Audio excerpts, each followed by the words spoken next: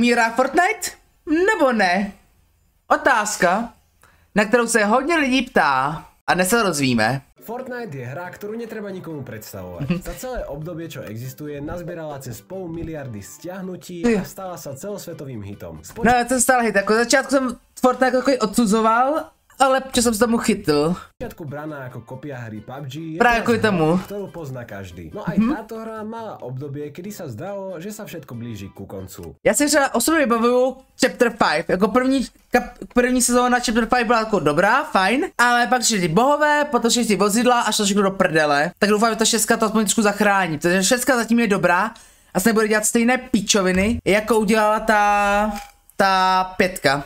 Potom však prišiel návrat, ktorý väčšina z nás nečakala. Dneska sa tak pozrieme na to, ako sa Fortnite narodil a ako aj umrie. Alebo nie?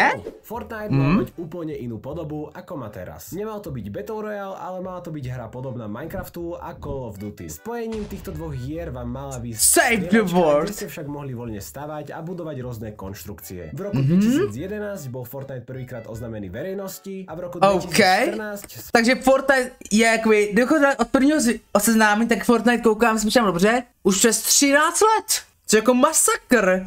Někdy si prostě člověk neuvědomí, jak jsou některé věci staré, dokud nezjistí, kdy to přišlo. Sa zdalo, že je hra pripravená na vydanie. Videá, ako hra bude vyzerať, sa začali šíriť po internete a zdalo sa, že hra je pripravená nazbierať vývojárom nový úspech. No o hre sme nepočuli ďalšie 3 roky. Až v roku 2017 nám bolo oznámené, že hra je konečne oficiálne pripravená na vydanie. A je ready. 25. júla 2017 Fortnite Save the World bol prístupný verejnosti. Teda iba tej, ktorej bola ochotná za to dať $20. No jo, dodnes je fakt za $20 nebo kolik peněz. A když jakoby máš Fortnite už free a chci zahrát ten konkrétní mod, tak tam máš napsáno, že hele, musíš si to koupit, jestli to chceš zahrát. Takže to je furt pay to win, jako na placení, kupte si tu hru, prostě ne. Tiež bola Early Access, čiže sa tam nachádzalo pár bugov. No bolo Klasika. však slúbené, že po úplnom dokončení bude hra zadarmo. Hra bola zasadená do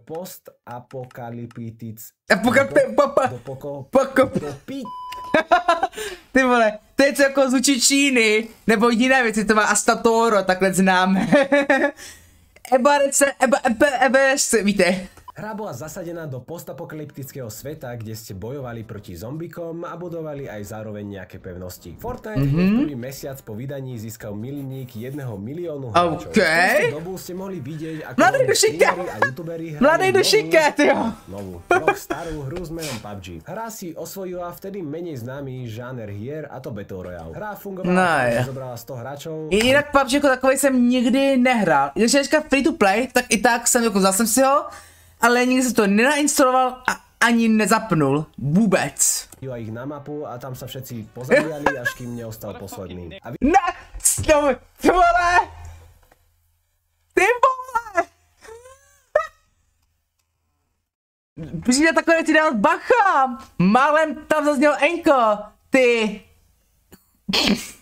Na to necháme z komentáře. Víťaz si odnáša cenu v podobe výhry kuracej večery. V mojej hlave tento joke bol lepší. Jo, to věřím. Battle Royale bol medzi ľuďmi hneď obľúbený, no nebolo mnoho hier, ktoré boli postavené na tento štýl. Toho si všimol Epic Games. A rozhodli sa pridať nový Battle Royale mod, ktorý bol úplne zadarmo pre všetkých. Chceli to hlavne využiť ako nabratie nových hráčov pre Fortnite Save the World, za ktorý ste si museli stále zaplatiť. Fortnite takže stále stejný. Začal priťahovať nových hráčov, no títo hráči hrávali hlavne Battle Royale mod, za ktorý nemuseli nič platiť. 2 týždne od vydania mal Fortnite Battle Royale neskutočných 10 miliónov hráčov a sa začala objavovať po celom internete. Ľudia, ktorí Fortniteu dali šancu, si ho zamilovali, no veľa ľudí to bralo ako lacnú kopiu PUBG. Epic Games já jsem taky právě tenkrát jako lacnou kopiu PUBG, ale ani jednu hru jsem nedal. Té PUBG jsem mi nechtěl platit tenkrát a Fortnite jsem nechtěl hrát, protože mi to šlo jako je fakt jako okrádačka. Koncom oktobra 2017 predstavil nový update v podobe sezóny 1. V hre sa začali objavovať nové skiny, emoty a rôzne doplnky, za ktoré ste si museli však zaplatiť. A kto by chcel za niečo platiť, môžeš niečo jednoducho vyhrať. Na mojom Instagrame aktuálne prebieha súťaž nie o jednu, nie o dve, ale až 3 10-eurové Steam karty. Jednu kartu mi nabal, děkuji. Vieš čo všetko si môžeš kúpiť za 10 eur? Napríklad Neviem, veľa vecí. Čiže neváhaj a chod sa zapojiť do súťaže. A teraz späť k Fortniteu. Epic Games sa začali zameriavať hlavne to je Alkan, je to Alkan. A gamer. A sezóny tak v tejto hre začali byť pravidelné. Fortnite neprestával naberať na popularite. Stačilo mu iba 5 mesiacov na to, aby sa stal najstreamovanejšou hrou na Twitchi. Vďaka tomu, že ste v tejto hre dokázali stavať, sa Fortnite odlišoval od ostatných strieľačiek. Netrvalo dlho a stavanie sa stala jedna z najdôležitejších vecí v tejto hre. Ľudia... Já dodnes nejsem schopný stavit a jsem i zkoušel stavit a mi to vůbec moc nejde, takový strašně... A normálně ani ty buildy nemám rád i z toho důvodu, že já prostě střelím jednoho člověka a on na nadání postaví si normálně bunkr nebo něco a ty vole GG, zkus se s ním poradit. Tak to je fakt hajzlu. Ja túto mechaniku začali využívať naplno a za pár mesiacov sa hráči dokázali naučiť stavať lepšie a lepšie. To však spomalilo príchod nových hráčov, pretože keď po niekom strelili jeden náboj, tak do pár sekúnd mali pred sebou postavené dvojčky. Ty vole, to mi trošku připomnělo tu scénu, ještě dopustíme, tak mi to připomnělo tu scénu z Griffinových, jak prostě Peter došel za Amishi kvůli nějakým věcem, sejmul mi jim jednu budovu a mi to takhle rychle stavili znova tu budovu a tak to jeli furt dokola. Ale tohle to mi to připomíná. Tak do pár sekúnd mali pred sebou postavené dvojčky. No jo. Sa tento problém snažili vyriešiť, no nie moc úspešne. S každým ďalším updateom prišla aj vlna kritiky. A aby to bolo málo, tak pamätáte si PUBG? Vývojári tejto hry sa rozhodli Epic Games zažalovať. No nikam to nevedlo a s najväčšou... Klasika prostě. Kopíruje nás. Žádná kopie to není. Prostě vzali content, jako typ hry, kterou prostě užili a udělali to po svém. To není žádná kopie. Kdyby vzali vaše skiny, vaši hru, vaši grafiku, nebo pojmenovali jako PUBG něco, tak chápu. Ale tohle je doslova mimo. Pravdepodobnosťou sa Epic Games a PUBG navzájom dohodli. Jeden z najkontroverznejších updateov bolo pridanie Infinity Bladeu spoločne s lietadlami. Obe veci boli až prehnane dobré. A nielen noví, ale aj pokročilí hráči mali problém proti týmto veciam hrať. Proto já třeba nemám rád, když třeba to myslí něco šíleného, jak je prostě něco, co úplně mění jako extrémně šílený hru. Třeba, když si pomenu na sebe, tak zrovna ty auta, jak si mohl tunit a tak, jako nevědět proti tunění autům. Ale kulomety, granátomety, to už bylo něco extrém a skončilo tak, že to byla kemperská hra. Infinity Blade vám síce nepovoľoval mať pri sebe nič iné, no zbraň vám zdvojnásobila životy a k tomu vás aj healovala po eliminovaní hráčov. Dneska takovou věc máme jako katanu a celkově vozidla, letadla, takové věci, jako nejsou špatný nápad, ale zase odsaď pocať.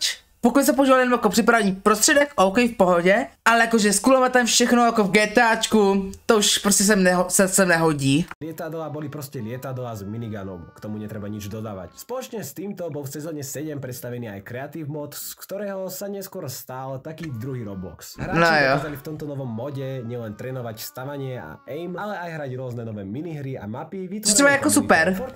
Třeba já bych chtěl třeba jednou udělat, pokud se povedlo, domluvit se s pár lidma a hrát hide and seek ve Fortniteu, protože vím, že hide and seek ve Fortniteu je fakt chuť dobrý. A to by bylo fakt jako super, kdyby se to povedlo vyřešit. Ale s kým, tož otázka, chcem, to bylo fakt byl zajímavý a dali bych aj víc pohledů. Dokázal udržiavať slušný počet hráčov, no množstvo klesalo každou sezónou. Ľudí pomaly prestávala baviť. Epic Games sa však túto hru pochovať ešte nechystal. A na koniec 10. sezóny mali pripravené niečo, čo priviedlo naspäť 100 000 hráčov. Proste tú hru ukončili. Komplete vypov a všetko, čo ste mohli robiť, je pozerať sa na čiernu dieru. To bylo neskutečný, to tady ukazuje.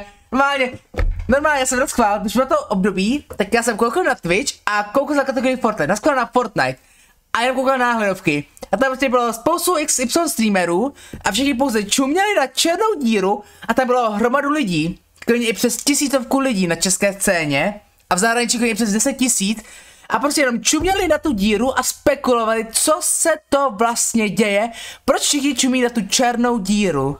Úplně crazy období. Takmer ihneď sa to rozšírilo po celom internete.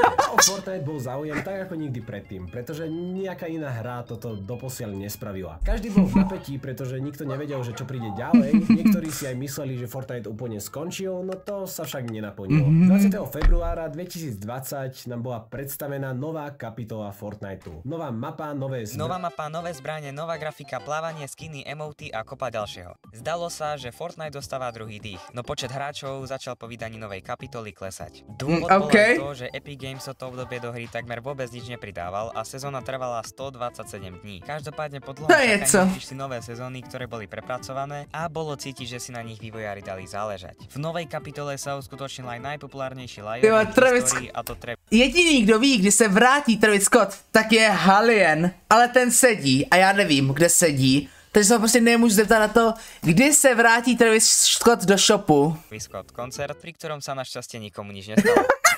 Čo tak zazeráš? Ja som to nemyslel zle. No, zmizni. Fortnite sa však na začiatku novej kapitoly nachádzal na trošku inom mieste. Hra sa začala postupne meniť. A začala sa meniť takým spôsobom, že s porovnaním s prvou kapitolou bol teraz Fortnite úplne iná hra. No, možno trošku preháňam, no nová kapitola predstavila s novou mapou aj nové zbranie, nový spôsob pohybu a to slajdovanie. Slajdování je dodnes nejlepší.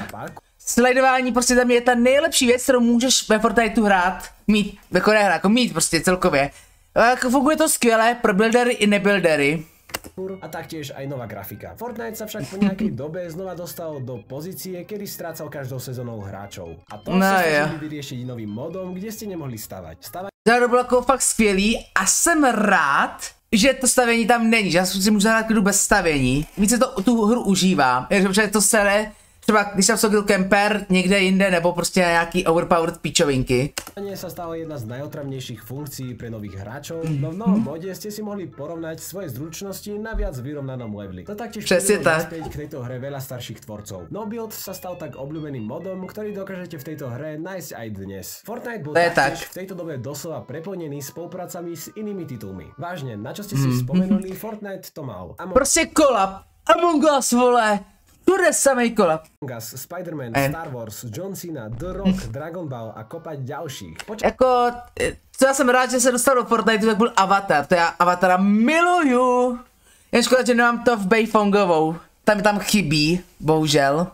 Z tejto kapitoly mal Fortnite približne rovnaký počet hráčov ako minulú kapitolu, čiže niečo okolo 70 až 80 miliónov hráčov mesačne. To sa však zmenilo v kapitole 4, kedy toto číslo kleslo až o polovicu. Nové updaty nepriniesli nejaké kontroverzné zmeny, no ľudí to jednoducho prestalo baviť. Ak som hovoril, že Fortnite v kapitole 3 vyzeral ako iná hra, tak s najnovšou grafikou v kapitole 4 bola táto hra takmer na nerozpoznanie. Veľa hráčov, ktorí túto hru hrali, hovoria, že táto kapitola bola jedna z najlepších aj napriek tomu, že Fortnite počas tejto kapitoly zaznamenával nízky počet hráčov. Pomaly sa zdalo, že Fortnite začína tvrdo upadať a ľudí už jednoducho prestáva baviť. Epic Games mal však znova pripravené niečo, čo hráčov znova priláka naspäť. Tentokrát to však neprilákalo len pár hráčov ako pri no build mode alebo pri nových kapitolách. Priviedlo to také množstvo hráčov, že Fortnite začal lámať svoje vlastné rekordy. Ty vole!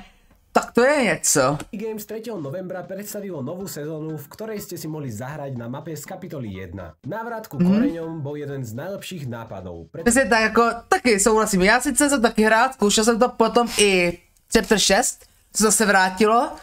Jako já to jako není můj styl, ale pro lidi, kteří hráli od začátku, je to hru super, takže já bych tu OG tam nechal, prostě. Nechal tam tu OG, zero buildy i reloady bych tam nechal. Pretože počas tejto OG sezóny Fortnite prekonal rekord počtu hráčov, keď hru malo naraz zapnutých až 45 miliónov hráčov. Dobré. Sezóna trvala iba 1 mesiac a hráči si tak užívali každú jednu hru naplno. Znova ste mohli preskúmavať ikonické lokácie ako Tilted, Loot Lake a samozrejme aj najlepšiu lokáciu všetkých čias, kde sa napadal skoro furt, a to Tomato Town. Epic Games Fortnite zbieral úspech, sa pripravovali na vydanie najväčšieho updateu. A tady jsem začínal, s tady celou kapitol 5 jsem začínal kvůli jedné piče, která se začínala na 5, kapitol 5.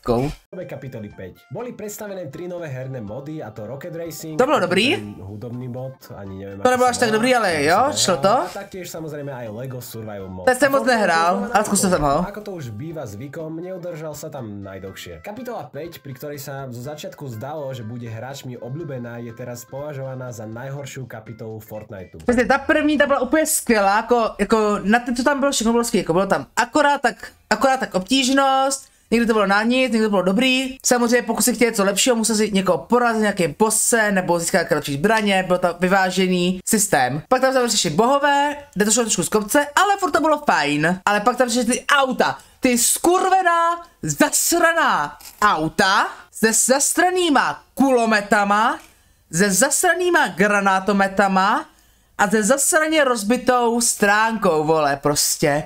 To bylo úplně na hovno. To se normálně, tam by stačilo k víře, aby si vzal auto, dobře ho vytunil, dobře kempnul a prostě si jenom vyčkával a GG, vyhrál si. To bylo úplně na hovno. No já jsem to přestal hrát kvůli tomu. A myslím, že jsem víc hrál Overwatch, tož taky mi pak začalo srát, to taky dostala sračka. Počas tohto obdobia vývojári neprinesli do hry nič veľké, vďaka čomu by si hráči túto kapitolu obľúbili. Neboli tu takmer žiadne live eventy, ktoré boli donedávna veľkou súčasťou Fortnite príbehu, ktorému ja absolútne nechápem, ale tak pre niektorých hráčov je... Ako mi je to jedno v tomhletom. Mody, ktoré boli pridané, boli zo začiatku zábavné, no keďže sa o nich nejako extra nestarali... No jo, přesně.